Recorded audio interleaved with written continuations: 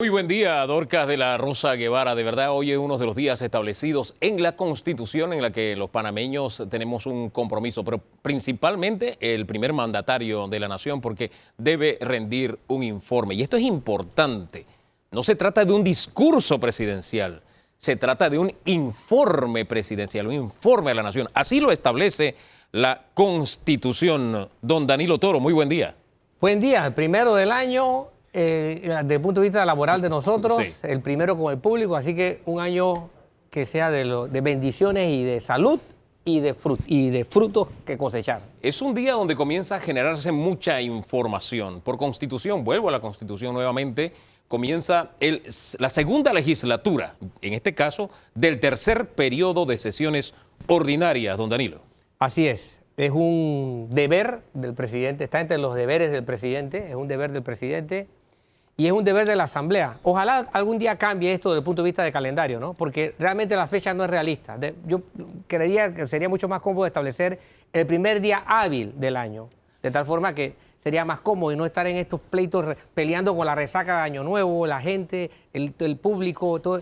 Creo que es más realista trabajar con días hábiles. Esta es Es verdad. esta es una larga petición, un deseo acumulado a través de los años, como también el hecho de que el presidente rinde un informe. Hay otros países, otras democracias un poco más maduras que la nuestra, donde sí, hay un informe a la nación, pero se le llama informe a la nación porque no solamente habla el presidente, los propios congresistas, senadores, diputados lo cuestionan. Y hay debates donde realmente se exprime la realidad, se exprimen las cifras. La idea es que en un día como hoy se luzca aquello de pesos y contrapesos que debe tener el Estado.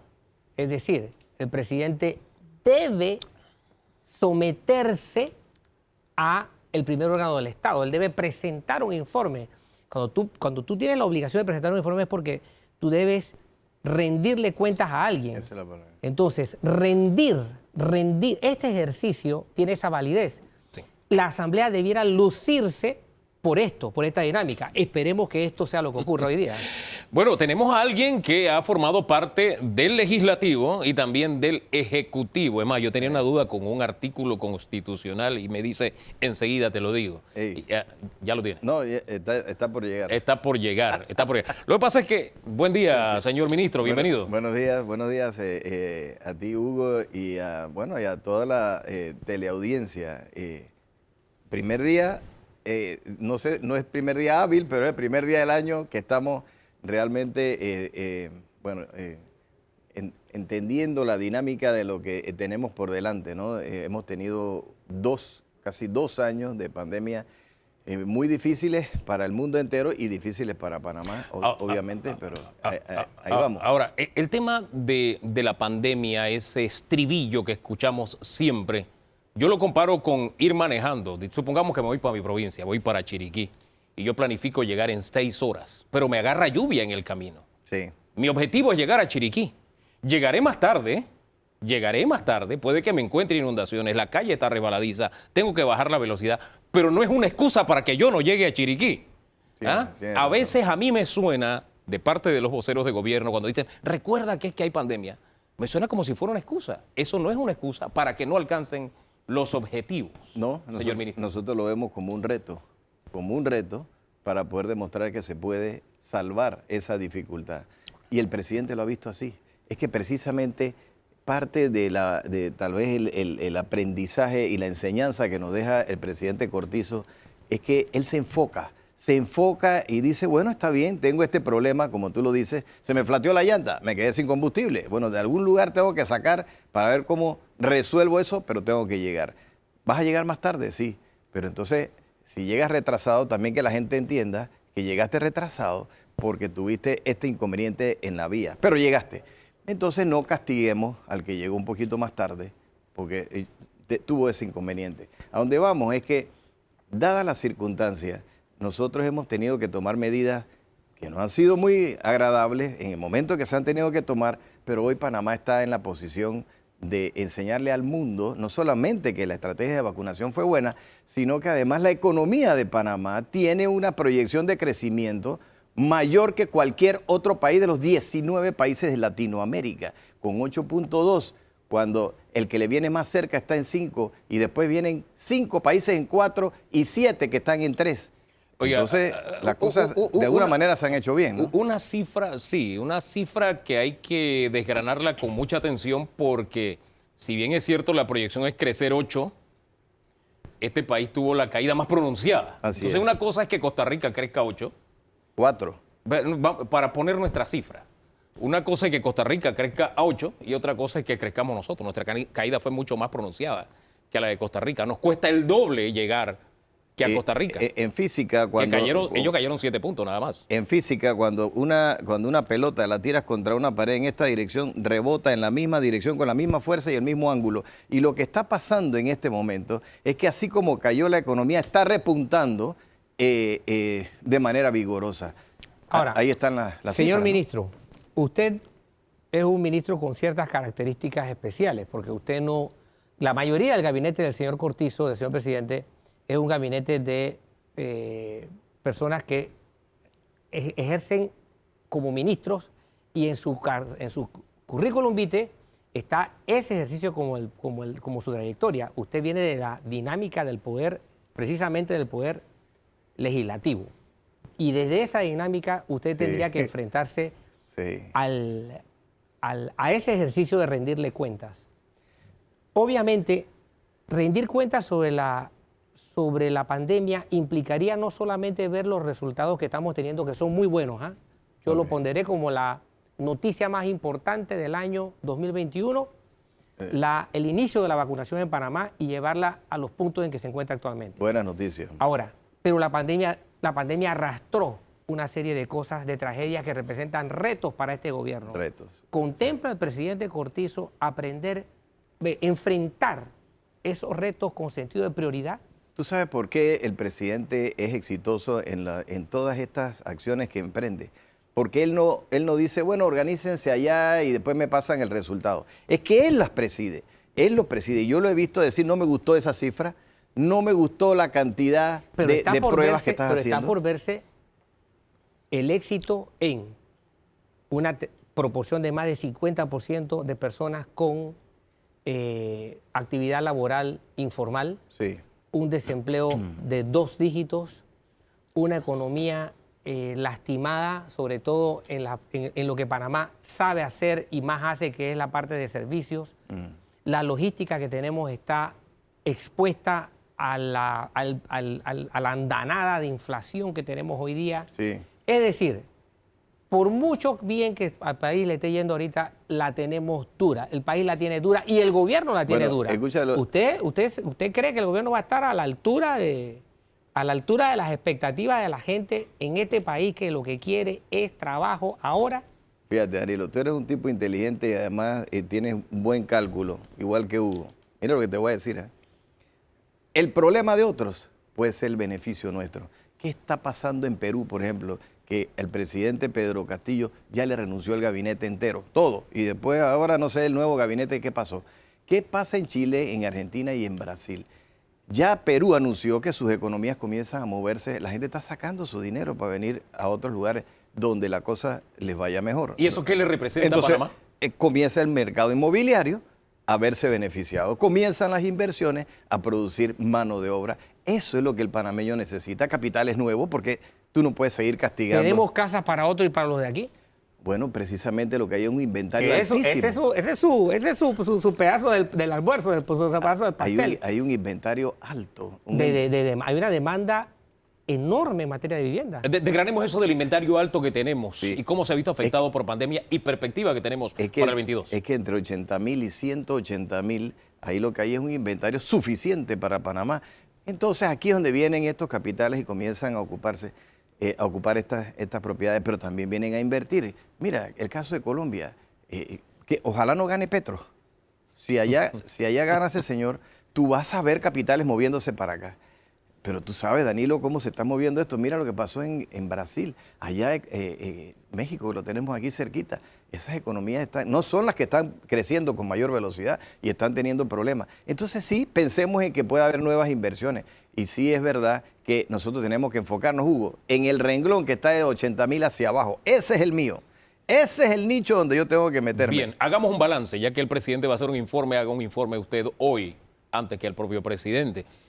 Estos 3 años, o en este tiempo que llevamos de la actual administración, ¿qué se ha alcanzado y qué proyección hay para el 2022? 8.000 soluciones habitacionales en este último año. Yo hubiera querido más, pero con la empresa privada nos hemos apoyado con el Fondo Solidario de Vivienda y ahí se hicieron casi 7.000 soluciones habitacionales, con el apoyo del ministerio que pone $10.000, pero con la empresa privada que el promotor pone el resto. Y Danilo, cuando esta es una proporción de 1 a 7, en viviendas de menos de 70.000 nosotros ponemos 10. La vivienda cuesta 70, pero ¿quién puso ese resto? Lo puso el promotor que compra la tierra, que contrata a la gente, que paga el seguro, que compra los materiales, que después construye y después registra. Y cuando está en el registro público, entonces yo le doy $10.000. ¿Eso no crees que es un buen negocio? Ahí es donde el presidente entendió y el ministro de Economía y Finanzas que este es un proyecto, el proyecto bandera del ministerio, que había que ponerle ganchito y no nos ha cerrado la puerta ahí. Ahora, señor ministro, usted lo plantea para un mercado que existe porque la demanda la puede pagar. Pero cuando usted presentó el último informe sobre la cantidad de asentamientos espontáneos que hay en el país, Sí. yo Te asustaste. Me asusté. Yo también, son cerca de 400. Exactamente, estamos Sí. hablando de casi Sí. de 400 asentamientos espontáneos. Es decir, Claro. pongámoslo por lo bajito, Sí. a 50 personas por asentamiento. ¿Qué posibilidades hay de que Panamá pueda tener una política pública, primero para atender una demanda que ya está arrastrándose y segundo para prever lo que viene? Desde el punto de vista social, cada asentamiento espontáneo es una bomba de múltiples estallidos. O sea, no es un problema de vivienda, no. Es un problema de electrificación, es un problema de agua potable, es un problema de educación, es un problema de salud, es un problema de seguridad, Sí. es un problema municipal. O sea, es un problema multiplicado por 15.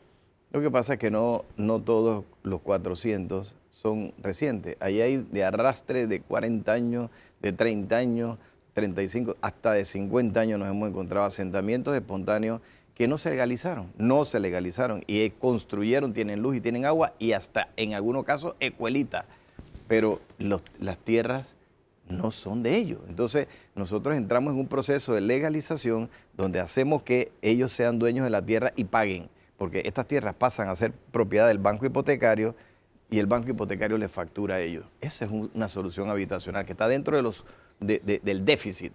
Está dentro del déficit porque tenemos que resolverlo. Tú me preguntas sobre soluciones nuevas. Allí tenemos un problema, porque yo estoy buscando áreas de recepción para poder notificarlas. Me refiero, cuando digo área de recepción, hablamos de terrenos baldíos que pueda tener el BDA, Banco Hipotecario, ANATI, que comiencen a traspasar al ministerio. Nosotros lo notificamos y hacemos entonces asignación.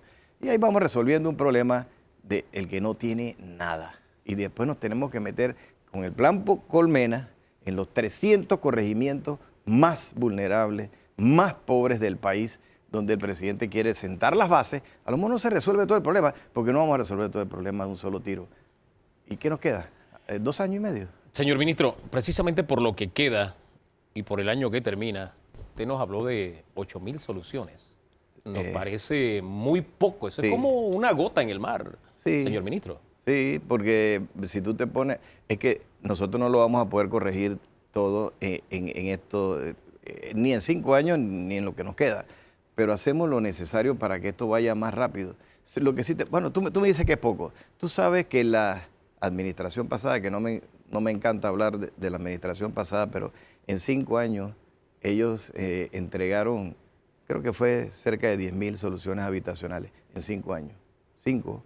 Techo de Esperanza, si la memoria no me es infiel. Ahí estaba metido sí, Techo de Esperanza, Tuvo, claro. tuvo más que eso. Si la memoria no me es infiel. No, es que es otra cosa. A Estamos ver. hablando de soluciones habitacionales de las que tú estás considerando ahora como estas 8.000. Ajá. Estas son las mismas que nosotros estamos ahora, las estoy midiendo unas con otras, ¿no? Porque hay las que hace la empresa privada, los promotores privados, con la ayuda del gobierno. Y bueno, el resto son las que son contratos, de esos de Techo de Esperanza habían miles contratados, pero pocos construidos. Ahí quedó una historia también Sí. de terror. Hubo una parte positiva y una parte negativa. ¿no? Déjame enfocarme en el Fondo Solidario A de ver. Vivienda, que ahí en 5 años ellos hicieron 10.000. 10.000. Nosotros en 2 años, 2 años y medio, ya superamos 12. En 2 años y medio. No me gusta hacer la comparación, pero tú me llevaste a eso. Me llevaste a... O tú me preguntaste... Usted decidió comparar, no hay problema. Porque es válido. Es que me preguntaste sobre que si es muy poco. Sí. Bueno, yo digo que es mucho porque hemos, a pesar de la pandemia, que no, tú dices que no debemos tocar la pandemia, pero a pesar... No, que no sea una excusa. No. Yo digo, a pesar de, nosotros hemos podido lograr más cantidad en 2 años y medio que lo que ellos lograron en 5. O sea, es cuestión de voluntad. Ministro. Eso es lo Sí, que es. señor ministro, y podemos pensar que la calidad de lo que se está ofreciendo es mínimamente aceptable, porque yo recuerdo que con Techos de Esperanza se hicieron varios miles de viviendas, pero hubo proyectos, y creo que usted podrá atestiguar aquí delante de los televidentes, que hubo proyectos en los que explotaron aguas servidas. Me refiero al proyecto de Arraiján, que usted conoce perfectamente bien. Me refiero a proyectos que tuvieron situaciones que uno se pregunta, pero ¿cómo esto fue aceptado así? Cierre, ministro, brevemente. Bueno, lo que te puedo decir es que estamos aprendiendo todos los días, estamos mejorando todos los días, estamos tratando de ser positivos y tratar de avanzar con lo que tenemos. Los recursos son finitos, no son infinitos, pero hay voluntad, hay decisión. O sea, no por bajo precio hay mala calidad. No, yo pienso que aquí tenemos que, claro, hacer énfasis en que la calidad sea la apropiada. Señor ministro, gracias por haber estado hoy en esta transmisión especial, la instalación de esta segunda legislatura del tercer periodo de sesiones, haciendo un poco de ambiente, la expectativa que hay por el informe presidencial. Nuestro siguiente invitado, que es Rafael Mezquita, vocero presidencial. ¿Cómo está, don Rafael? Bienvenido. Muy bien, don Hugo, muy bien, don Danilo. Feliz año a todos los panameños. Hombre, el señor Blandón acaba de decir que él espera que el presidente nos diga, que presente un plan de qué vamos a hacer de aquí en adelante, porque sacando cuentas, a él le queda para hacer realmente, antes de que comience la política, el 2022. De ahí en adelante se comienza a enredar el panorama. ¿Podemos esperar eso del mensaje presidencial?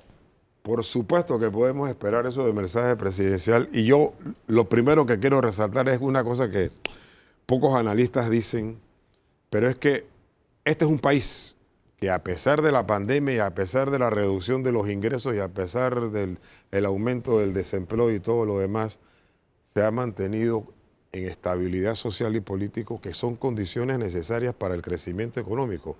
Este es un país estable políticamente, gracias a Dios, y durante estos 2 años de pandemia se ha mantenido estable por una cantidad de razones que podemos explicar, pero esa estabilidad política y social es fundamental para el crecimiento económico, que va a venir mejor en el 2022 y mucho mejor en el 2023. Cuando el gobierno habla de eso, de la estabilidad política y social, yo me fijo en los alrededores. Ajá. Y no es que somos una isla de estabilidad. Por supuesto que no. Hay muchos países estables Claro. y que han manejado la economía mejor que nosotros, le ha Sí, ido señor. mejor Así económicamente que a nosotros en pandemia, don Rafael. Nosotros tenemos una economía diferente a esos países.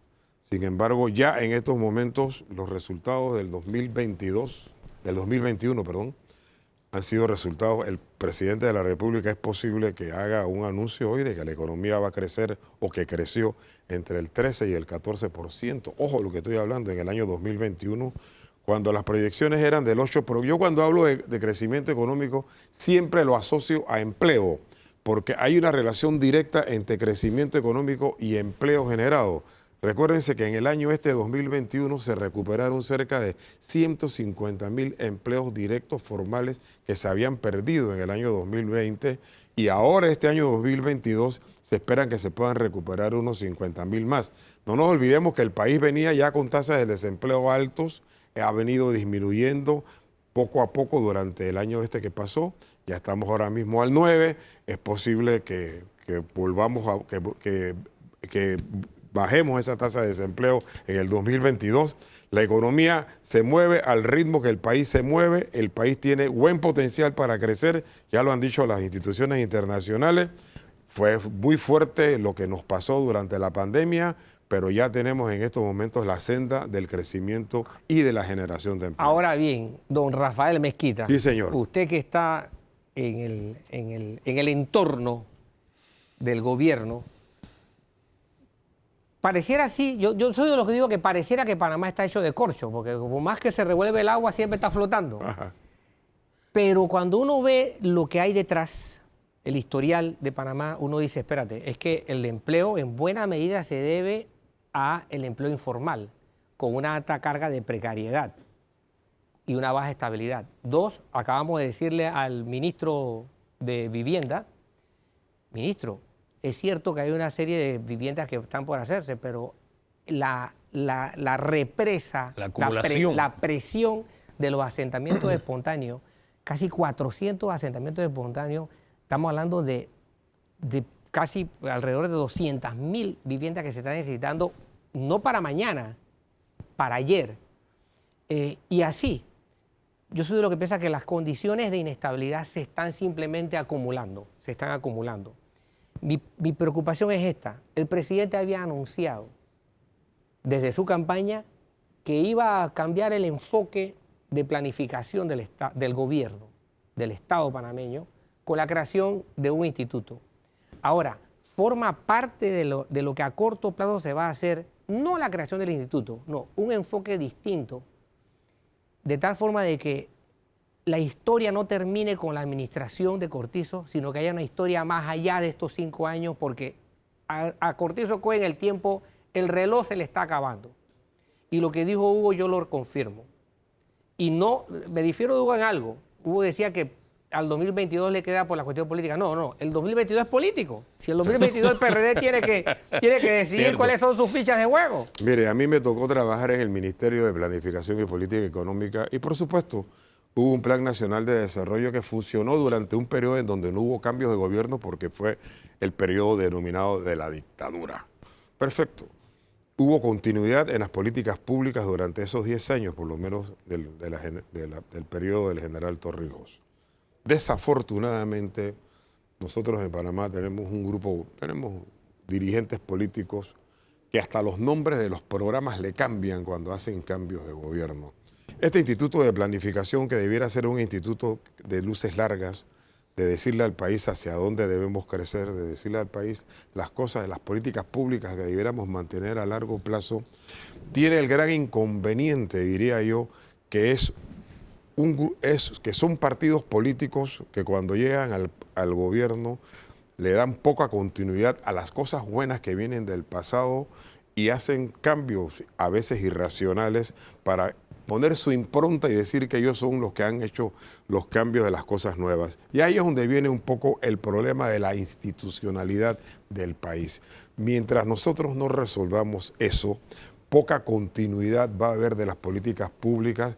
Ese ministerio o ese instituto de planificación puede tener muy buenas expectativas, pero si los políticos no nos ponemos de acuerdo, y no es un problema de firmar un acuerdo entre todos, porque al final de cuentas después muchos de ellos no lo cumplen, si no nos ponemos de acuerdo de verdad, interiorizamos de que hay cosas que hay que continuar, el país desafortunadamente va a seguir como está. Y yo le doy gracias a Dios, Hugo, Sí. y Danilo, que un 70% de la actividad económica de este país depende sobre todo de la actividad externa.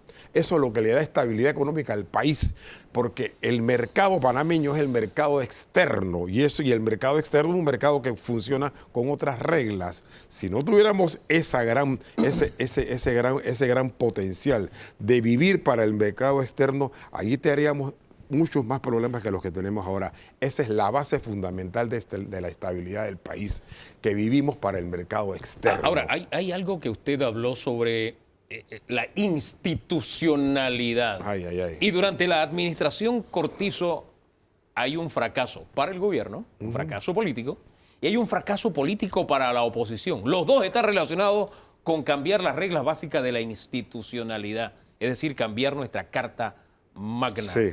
¿El gobierno pasará? ¿Seguiremos con la misma constitución? ¿O hay algo en el camino que tenga este gobierno bajo la manga? Mira, este cambio constitucional, que es un cambio que tú haces un análisis estructural de la gente que lo pide y que lo necesita y que dice que es necesario, te darás cuenta que es una realidad y que es una necesidad sentida en un grupo muy especial, quizás muy pequeño de la sociedad panameña. Al panameño lo que le interesa, como ya se ha dicho a la saciedad, es la inmediatez de sus problemas diarios, etcétera, etcétera. Hubo un grupo de ciudadanos que impulsaron un cambio constitucional que requiere por esa vía más de 500.000 firmas y apenas llegaron a 15.000, 16.000, 17.000. Sin embargo, en el Pacto del Bicentenario hay una solicitud de un cambio constitucional. ¿Qué se va a hacer con eso? Ahí hay un equipo de personas que han sido nombrados, que han sido elegidos por el señor presidente de diferentes sectores de la sociedad, que van a analizar lo que salió del Pacto del Bicentenario y presentarán al respecto del tema constitucional una reforma al órgano ejecutivo. ¿Cuál va a ser la reforma que se va a presentar? ¿Cuál es el mecanismo de reforma que se va a presentar? No lo sé, pero sí espero que haya una propuesta de reforma para resolver las cosas fundamentales que necesita la Constitución y que ya se han hecho sin mayores traumas en el pasado algunas reformas que se han ido ajustando poco a poco las constituciones en los últimos años. Aquí sería de 2 asambleas consecutivas, Puede ser, es la que queda en el tapete. Ahora, destaco porque usted tiene una memoria más fresca que la mía, Sí. don Danilo, precisamente que don Rafael Mezquita, cuando comenzaron a recogerse las cifras, las firmas, perdón, estuvo aquí con un invitado y él le dijo al invitado, no van a recogerlas, nosotros nos vamos por el diálogo bicentenario. Claro. Y se cumplió su vaticinio, o por lo menos hasta ahora se está cumpliendo, don Danilo. No recuerdo quién era el otro invitado en ese momento. Sí tuvimos un debate sobre el particular a mediados del año que pasó, a propósito, ¿no? Sí, yo tengo mi criterio, es más, lo publiqué, mi criterio sobre el pacto del Bicentenario, que para mi criterio ni es pacto ni es diálogo. Yo creo que fue un muy buen esfuerzo de consulta, fue una consulta. Eso fue lo que fue.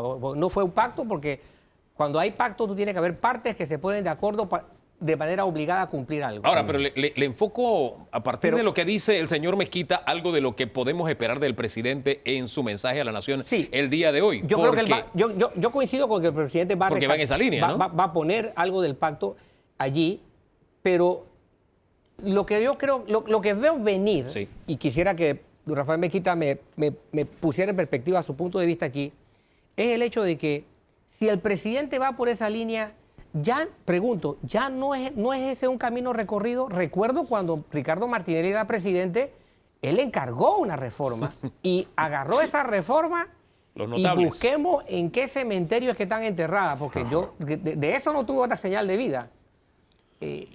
Yo tengo alguna razón para pensar que vaya a ser diferente el esfuerzo del presidente o del PRD por hacer reformas constitucionales. Tengo 2 comentarios al respecto. Cuando dices que el pacto fue una encuesta donde se recogieron... No, una consulta. Una consulta, un poco más de encuesta, un poco menos de un censo, donde se recogieron las necesidades o las prioridades de la persona. Yo quiero decirte que esa fue una fase. Posteriormente hubo mesas que se sentaron a discutir y acordar consensos de eso que se presentó como consulta y llegaron a acuerdos. No fueron representantes de todos los sectores del país, todos fueron invitados, fue la academia, fueron los partidos políticos, fueron las iglesias, fueron los sindicatos, fueron los empresarios, no todos fueron a esas discusiones, pero todos fueron invitados y de ahí salieron acuerdos, Danilo, salieron 185 acuerdos negociados, consensuados de carácter nacional y 1.361 acuerdos consensuados de carácter regional. Hubo diálogo y hubo consenso. Paréntesis ahí. La palabra acuerdo fue inteligentemente bien traída a colación. Porque la palabra acuerdo incluso yo la puedo utilizar diciendo yo he llegado al acuerdo, yo Danilo Toro he llegado al acuerdo en el año 2022 de ser tal cosa. ¿Okay? Es decir, yo no necesito a otro para llegar a un acuerdo. Bien. Pero acá yo creo que los resultados que se obtuvieron, porque había que ver todo este mecanismo, ¿qué legitimidad tiene? Primero, ¿tiene legitimidad política? Yo creo que no. ¿Tiene legitimidad social? Está por verse. Ahora, inteligentemente el pacto recurrió a personas de una gran credibilidad y de una seriedad profesional y gremial reconocida. Y eso fue una herramienta importante que utilizó el pacto bicentenario. Y eso que usted está diciendo es una realidad tan evidente que la mayor parte de las personalidades que están dirigiendo esta segunda fase, como la que dirigieron la primera fase, no tienen que ver nada con el gobierno. Pero ojo, una cosa es tener cartas credenciales y otra cosa es tener representatividad. Claro que y creo que ahí se está cometiendo el error. Ahora, sobre el tema de las reformas constitucionales, mi opinión, y la voy a expresar como una opinión de carácter personal, lo más seguro para mí es que se van a presentar reformas constitucionales que se va a hacer un inmenso esfuerzo por convencer a la Asamblea de Diputados de esta que tenemos ahora, para que sea esta Asamblea y la próxima las que hagan las reformas básicas mínimas de la siguiente etapa de la generación de reformas constitucionales, como se hizo durante el periodo de transición entre el periodo de Martín Torrijos y Mireya Moscoso, que fue la última reforma constitucional que se hizo. Yo pienso que ese es el tiempo que nos queda, y si me preguntan a mí, y si el presidente de la República me preguntara, oye, ¿tú qué piensas de las reformas constitucionales? Yo le contestaría, vámonos por las dos asambleas. Esa es mi opinión personal. ¿Sería la única forma de rescatar lo que se ha propuesto en el Sería diálogo una de las bicentenario? formas de rescatar. La otra forma sería que iría a que fuera esta asamblea y que posteriormente fuera a un referéndum, pero pienso yo que el periodo, Los tiempos no dan. el mecanismo menos traumático sí. va a ser Sí, ya. el de las dos asambleas. Ahora, usted está en Palacio, dice una frase que en Palacio las cosas caminan despacio, pero que en Palacio también todo se sabe. Ajá. Oiga, adelántenos algo de lo que el presidente dirá en su mensaje. Algo debe usted traer entre tantas notas. Yo tengo notas que logré de parte de una presentación que se nos hizo. Yo diría que la primera el primer eje, digamos así, del discurso, me parece a mí, lo lógico, va a ser el eje de la salud. Panavac tiene un 80 y pico % de aceptación entre la ciudadanía. Afortunadamente, la mayor parte de la sociedad compró la necesidad de las vacunas por 1000 razones. Y doy un dato importante. Mira, el 28 de diciembre del 2020 versus el 28 de diciembre del 2021. Miren estas cosas. En el 2020 hubo 2.348 nuevos casos. En el 2021, 1.354, 42% menos. Hospitalizados en el 2020, el 28 de diciembre, 1945 hospitalizados. El 28 de diciembre del 2021, 147. Eso es 92% menos. UCI. En el 2020 hubo 182 personas que entraron a la UCI. En el 2021, 20 personas. 89% menos. ¿Qué significa esto? Que con este aumento de la pandemia que tenemos ahora mismo, y que es notable que hay mucha más gente que se está contaminando, que está siendo enfermo, yo le digo a mis hijos y se lo digo a mi familia, yo ya tengo hasta el tercer refuerzo, yo no le tengo ningún temor al bendito COVID, ese bendito, porque yo sé que si me da y que me puede dar, yo soy un hombre que lo voy a sentir como un resfriado más. Probablemente no tendré que ser hospitalizado y lo más seguro que tampoco tengo que ir a una UCI. Esa es la ventaja de la vacuna y la sociedad lo entendió y en consecuencia tenemos una sociedad que ya tiene un alto nivel de contagio, como ya la sabemos, pero que está observando que la vacuna te evita ir al hospital y te evita ir a la UCI. Yo diría que ese es uno de los primeros resultados positivos que tiene el plan de negociación de las vacunas y el plan de aplicación de las vacunas, en donde se utilizó todo un mecanismo cuasi militar de aplicación y las cosas han funcionado bastante bien. Yo quisiera repetir estas cifras porque fueron publicadas el 28 de diciembre. Ajá. Mucha gente pensando en la fiesta de Año Nuevo, Sí. muchos diciendo, oye, es Día de los Inocentes también. No, señor. Pero esta no era una inocentada. No, señor. Este es un tema muy serio y yo Sí. quiero repetir las cifras. Sí. En UCI, en diciembre pasado, 182. Sí, este señor. último diciembre, 20. Así Solamente es. esa cifra nos dice, hemos tomado como país la decisión correcta de vacunarnos. 1.945 hospitalizados el año anterior, 147 el año que acaba de concluir. Bien, primera fase de este mensaje presidencial, este éxito que tenemos como país. Y es un éxito que se debe a que tenemos cerca de un poco más del 80% ya de la gente con 2 vacunas. Ya voluntariamente la gente se está metiendo la tercera. Ahí los niños, Bien. creo que mayores de 14 años ya tienen el derecho a Y ir ya el por la ministro dio un tercera. anuncio de que los mayores de 5 años probablemente en inicio de año escolar ya tengan puesto. Y eso te da también la posibilidad de no tener ningún tipo de restricción Sí. de movilidad ni nada por el estilo. Es casi que un resfriado más, pues, Bien, si tienes ese- tu vacuna puesta. El grueso del mensaje presidencial, primera Sí. etapa, esto. Sí, señor. ¿Qué continúa? Yo diría que resuelto el tema de la salud, que es la condición fundamental, es la principal política pública, como repite el presidente, principal política pública para la recuperación económica. El segundo mensaje es ya cómo viene recuperándose la economía del país. Ya lo vimos, o ya lo va a anunciar.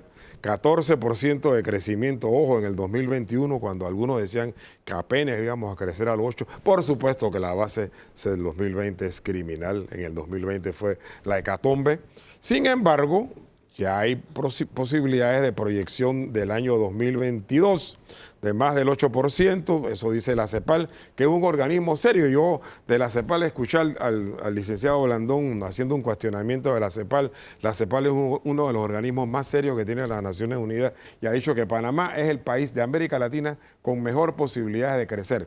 Pero cuando yo hablo de crecimiento, vuelvo y repito, Hugo, crecimiento está asociado con empleo, empleo formal.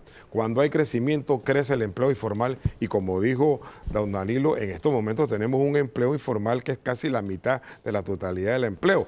Pero cuando hay crecimiento económico, hay posibilidades de ir aumentando el empleo formal. El empleo formal en el año 2021 se activó con casi 150,000 personas que recuperaron sus contratos y que empezaron a trabajar formalmente. En el año 2022 serán unos 50,000 más. Entonces, ya del 18% de desocupados que tuvimos en el 2020, ya pudiéramos tener un 9% al cierre del 2022. Y para mí, eso es un resultado importante. Tercer mensaje. Vamos a mantener el programa de Panamá Solidario por lo menos durante los primeros 6 meses de este año, porque mientras la economía no se termine de arreglar, ese programa que significa sobre todo seguridad alimentaria, porque cuando la gente habla de Panamá Solidario se le olvida de que el Panamá Solidario es bono, vale, para que la gente pueda comer y la gente pueda tener su pailita y pueda tener lo básico en su casa.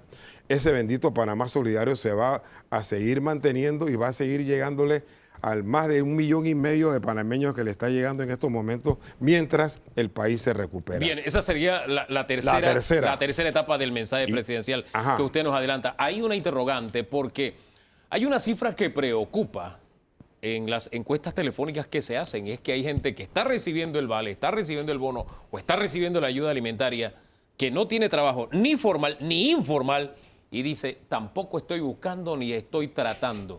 Cuando esa persona a mediados del otro año le digan se acabó, ¿va a seguir la paz social de la que tanto ha hablado este gobierno? Bueno, mire, ¿O se puede romper? Ok, se puede romper si no se maneja adecuadamente.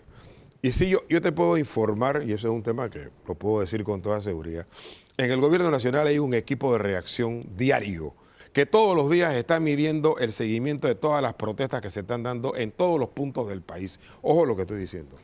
Y hay un seguimiento de las protestas y están clasificadas por tipo de protestas.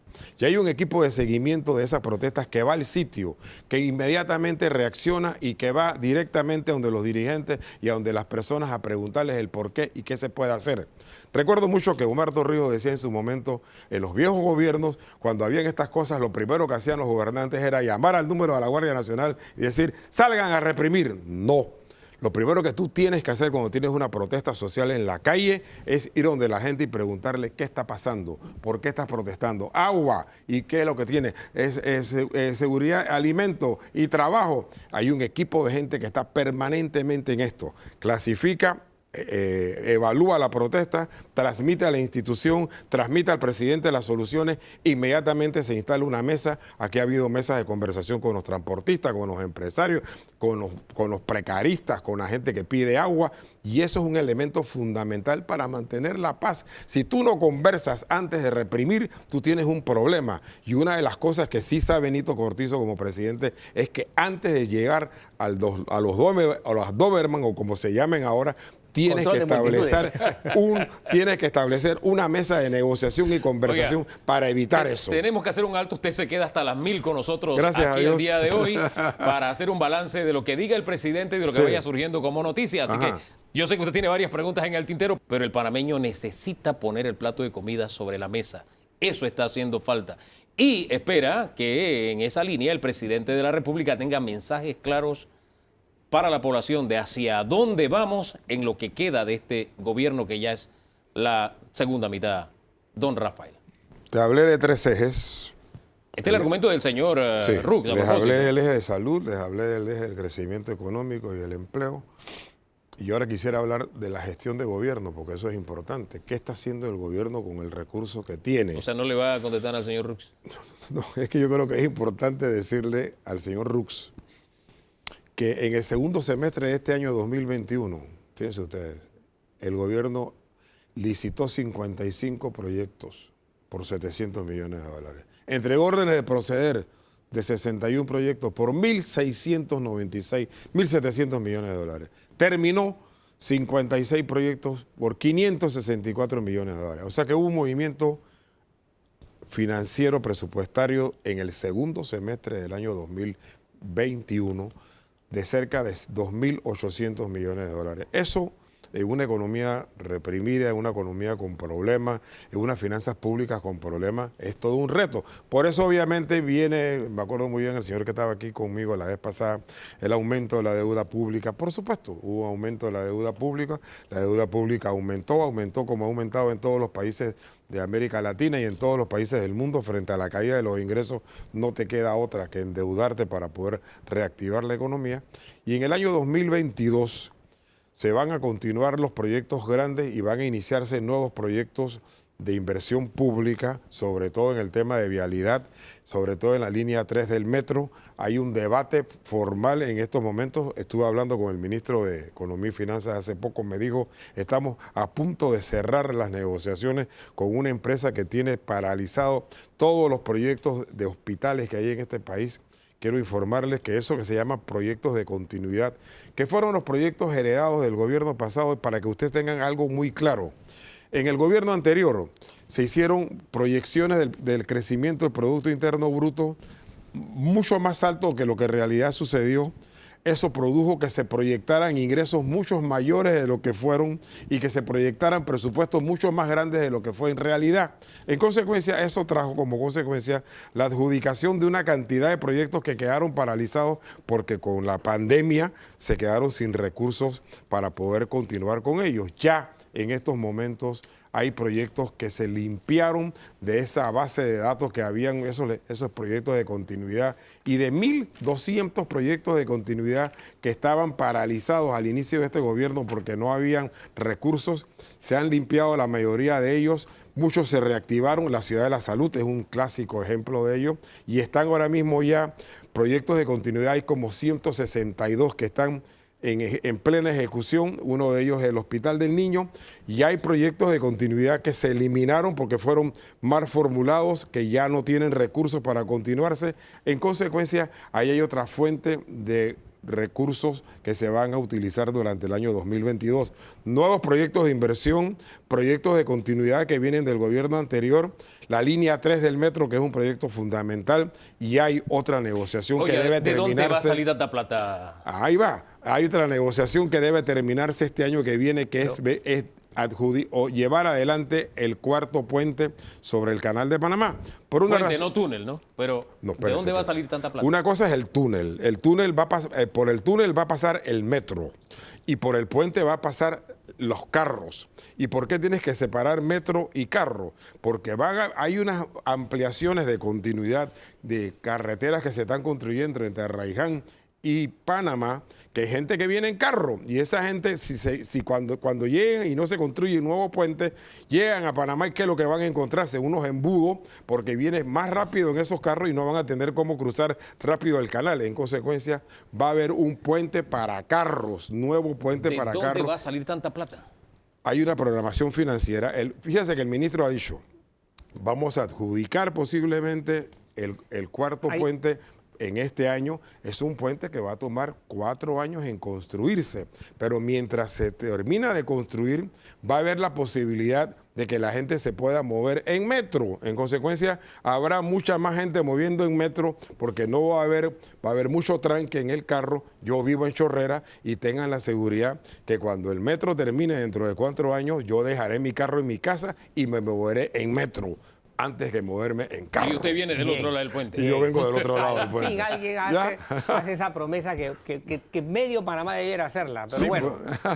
Ahora, y ¿sabes la mejor noticia de todo, Danilo? Que el metro te da la posibilidad de construir viviendas mucho más baratas porque Permítanos Sí. un segundo porque tenemos información desde la Asamblea. El Llegó el presidente presidente. de la República está llegando en este momento. Ahí hay fotografía que queda entonces para la historia en lo que es el inicio de esta segunda legislatura del tercer Tomaremos. periodo de sesiones. Es decir, ya la Asamblea se instaló, se le hizo la comunicación virtual. Este año sería virtual la convocatoria al presidente de la República. Como ustedes ven, se encuentra en la parte exterior, ahí en la entrada del Salón Chanchoré, para ser específicos, que donde es por lo general recibido por el propio presidente de la Asamblea Nacional, y en segundos entonces va a ingresar al hemiciclo legislativo y entonces iniciará toda la programación desde la invocación religiosa en adelante, dando entonces ya el inicio formal de este mensaje que el presidente por constitución tiene que hacer al inicio de cada legislatura. Y no sé si este es un tema que tenemos que reevaluar, pero constitucionalmente está establecido de esta forma. Ya algunos en el último mensaje presidencial decían, esto es un copy-paste de lo que nos dijeron en enero, y lo que hemos tratado de estar haciendo aquí con don Rafael Mezquita y algunos de los invitados también es la expectativa y lo que concretamente puede decir el presidente, diferente a lo que nos dijo hace 6 meses. Ya llega entonces el presidente de la Asamblea a ocupar su lugar, por lo general también en estas sesiones acompañado, o se hace acompañar de representantes de los otros 2 órganos del Estado. Como usted decía muy sabiamente al inicio de esta transmisión, el primer órgano del Estado cumpliendo con la función que constitucionalmente tiene, y los demás yendo a su recinto a rendir informe, cuentas. porque muy contrario a lo que la opinión pública tiene constitucionalmente, la Asamblea es el primer órgano del Estado. Así es, así es. Don Danilo. Y ante ella hay que rendir cuentas. El Ejecutivo tiene que rendir cuentas ante la Asamblea. Y eso es algo que se pierde en perspectiva, porque este es un país mórbidamente, enfermizamente es presidencialista. Entonces, ha desdibujado el papel de este órgano del Estado, que es el que tiene que recibir la rendición de cuentas del presidente, para que tengamos idea de la importancia de este órgano del Estado. Pero bueno, se han invertido los papeles en términos de tradición política. Mientras se instala la Asamblea, Hugo, yo quería ponderar lo que decía acá nuestro invitado, don Rafael Mezquita. Ciertamente coincido con él. Sin duda, el presidente tiene que presentar como su mayor y mejor logro hasta el momento el haber iniciado la vacunación y el haberla llevado al grado en que está en el país. A mi criterio ha sido lo más importante que el gobierno ha hecho en los últimos 2 años. Pero tomando en consideración la importancia de esto, y lo pondero ¿por qué? Porque hasta el momento en que esta vacunación comenzaba, el gobierno estaba siendo criticado por la estrategia que estaba anunciando. O sea, el gobierno no le fue bien cuando comenzó a decir lo que iba a pasar con la vacunación. El tiempo le ha dado la razón y Panamá está entre los países que mejor han hecho las cosas desde el punto de vista de vacunación. Y ese es un mérito que hay que reconocer. 1:19. Este mensaje del presidente de la República, un mensaje muy denso en cuanto a cifras que van desde miles de dólares hasta obras de millones de dólares. Yo quisiera, al conversar con Rafael Mezquita, ¿cómo conciliamos este país que nos dibuja el presidente de la República con tantas licitaciones, con tantas órdenes de proceder, con tantas obras entregadas, etcétera, con ese país al que salimos y nos encontramos las calles llenas de huecos, nos salimos y encontramos un país con tan alto nivel de desempleo y de empleo informal? ¿Cómo conciliamos todo esto que nos ha contado el presidente con esta realidad que vivimos día a día? Obviamente que la narrativa, como dicen los expertos, durante los 22 meses de pandemia ha sido una narrativa que ha llevado por delante todo el tema de la salud. Y la narrativa se ha concentrado en decirle al pueblo panameño, hemos hecho bien las cosas en salud, como ya se reconoce. Sin embargo, en el mensaje de hoy, él habla del tema de salud, pero también le dice a los panameños que ha iniciado la gestión de gobierno normal, digamos así, lo que un gobierno hace, que es licitar, entregar órdenes de proceder, terminar proyectos, y hace un desglose de todos esos proyectos que ha entregado órdenes de proceder, que ha licitado y que ha terminado. Por supuesto, Hugo, después de 22 meses de estar priorizando la salud, después de 22 meses con reducciones notables en el tema de los ingresos fiscales, hay grandes carencias en el tema vial, en los temas de hospitales, en los temas de escuelas, en todo lo que tú y yo sabemos. Pero el mensaje del presidente de la República el día de hoy ha sido, miren, ya hemos pasado la parte más difícil de la pandemia, ya hemos iniciado una parte de reconstrucción, hemos iniciado una fase de reconstrucción de las obras viales, de la infraestructura pública que genera empleo, etcétera. Nos faltan todavía 2 años y medio en donde de seguro que vamos a seguir adelante con toda esta cantidad de obras, vamos a tapar todos esos huecos, vamos a terminar todas las cosas pendientes, vamos a terminar grandes obras como el Instituto Oncológico, vamos a echar adelante con la Ciudad de la Salud, vamos a echar adelante con el Hospital del Niño, en fin, todo lo grande, chico, mediano y pequeño que hoy detalló y que para mí transmitió entonces al país. Aquí hay un gobierno que ya está empezando a funcionar en normalidad. Aquí hay una cantidad de gente que yo creo que es un mensaje final que el presidente da, que da la vida por esto. Mira, Hugo, aquí hay cantidades de funcionarios públicos que han estado metiéndole el hombro por resolver todos estos problemas durante estos meses. Y hay una señal, pues, al final de cuentas, contra todos los ataques y contra todas las descalificaciones recibidas por él y por todo el gobierno, de que estamos empezando a reactivar la economía y a darle un nuevo aire, un nuevo oxígeno a este país. Fortaleza y debilidad de este informe, de este mensaje presidencial para ustedes, don Bien, Danilo. fortalezas. Fue un discurso sustancioso. La sopa tuvo carne. Tuvo carne. La sopa tuvo carne. A diferencia de otros discursos en otros informes, fue un discurso, realmente fue un informe sustancioso. Más que el discurso, fue un detallado informe. Segundo. Ahí le abro un paréntesis. Ajá. Me parece que hay otra pluma detrás del discurso. No, los anteriores En me forma, parecían totalmente. un copy-paste. Está un poco distinto en estructuración. En cuanto a forma, dejó el formato poético. Sí. Se presentó un informe. Vamos. Bien. Segundo. El presidente cumplió con su deber, presentar el informe. Segundo, el presidente no solamente noté esto, porque yo como verás, tengo una treintena Sí, de puntos. Aquí están. No solamente anunció proyectos de su autoría, de la gestión de su periodo, sino que sacó del coma a varios proyectos que estaban en coma. Y eso para mí es importante porque realmente es trabajar con dos pozos a la vez, ¿no? Su propio plan y sacar el estado de coma que varios proyectos estaban. Ahí quiero abrir otro paréntesis y conciliarlo con lo que dijo el presidente de la Asamblea. Hay un proyecto de ley para establecerle términos al gobierno para que pague las obras. Y él aludía que hay contratistas que tienen 1 año de no cobrar. Entonces, si yo soy contratista y veo tantas obras y no me han pagado a mí, yo quedaría preocupado. ¿Qué dice usted? Brevemente para ir al tercer punto. Totalmente de acuerdo con esa iniciativa de la Asamblea. Por supuesto que es una iniciativa que tiene que conciliar la realidad de las finanzas públicas y que tiene que, o sea, cuando usted entrega una orden de proceder, es porque usted tiene garantizados los recursos para pagar hasta último centavo de esa obra. En consecuencia, si usted entrega una orden de proceder de cualquier obra y usted ha terminado de ejecutar esa obra, es deber del Estado pagarle lo que le debe. Y a mí me parece esa iniciativa loable por parte de la Asamblea. Tercer punto. Bien, tercer punto. Fue detallista, pero le puso un énfasis, fue la única parte en la que le puso un énfasis de autocrítica, precisamente por el grado de compromiso que él tiene a la parte de educación.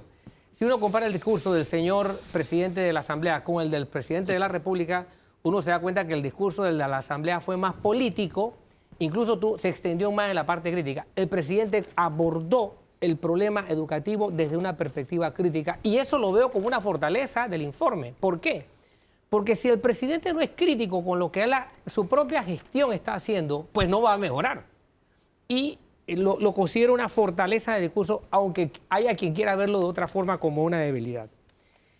Por último, en términos de contexto, el discurso, el informe abordó todas las aristas de su actividad, todas las aristas. Solamente se quedó por fuera el aspecto internacional. Fue el único que dejó por fuera.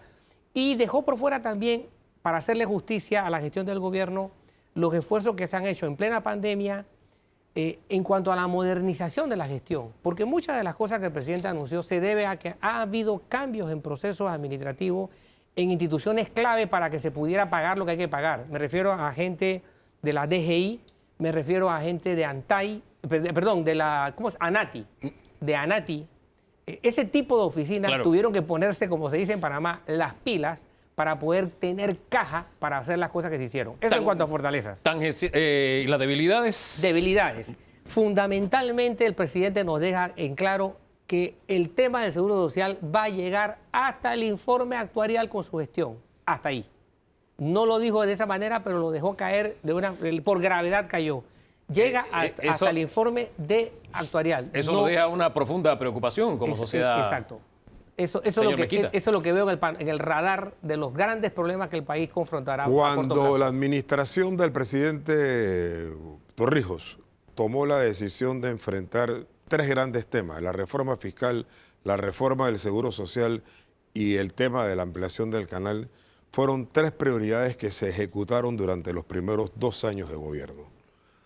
En el tema del Seguro Social, la administración Torrijos le dejó a las 2, 3 administraciones siguientes un plan de acción y le dejó recursos en un fideicomiso que administra el Ministerio de Economía y Finanzas para ejecutar ese plan de acción de nuevas medidas que había que tomar durante esos 10 años, porque sabíamos en esa administración que lo que se había hecho con la Ley 51 no era suficiente.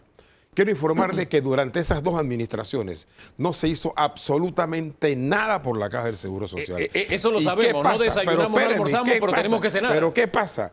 Que adicionalmente a eso nos cae la pandemia.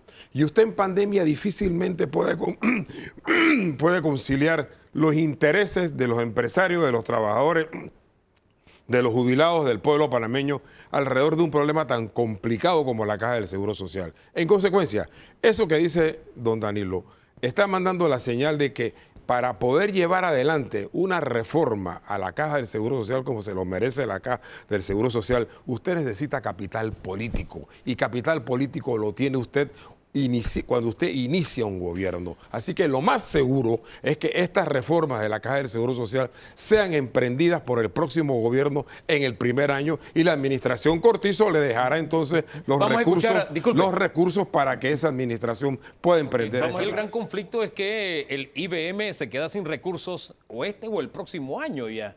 Entonces, dejarle la tarea al próximo gobierno, ¿no le parece que es sumamente arriesgado? O hablemos de responsabilidades también. El próximo gobierno va a contar con todos los recursos para cumplir con sus obligaciones de IBM, de pago a proveedores, de pago a medicinas, de pago a todos los servicios, de pago a los trabajadores, de pago a los jubilados, por lo menos durante los primeros años de la próxima administración.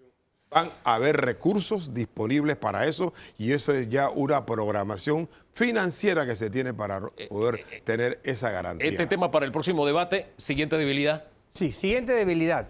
El discurso plantea una perspectiva de un gobierno que ciertamente ha trabajado en las peores condiciones posibles, pero frente a los grandes temores financieros y económicos, el presidente todavía tiene pendiente dejar claro si Panamá, cómo cierra Panamá con respecto al déficit fiscal que está enfrentando. Eso hay que aclararlo, porque eso es de preocupación para la banca internacional, para el Banco Mundial. Eso es un punto que veo todavía no está claro y forma parte de las cosas que quedan débiles por explicar. A eso unimos cosas como no hablamos de estrategias concretas para que este año salgamos de listas, etcétera. Yo tengo en cuanto al tema este que dice Danilo, la comunidad internacional, la comunidad que presta, hay una señal que para mí es clara. Cada vez que Panamá hace una emisión de bonos, hay una demanda por esos bonos inmediatos. Eso significa que la comunidad internacional que presta recursos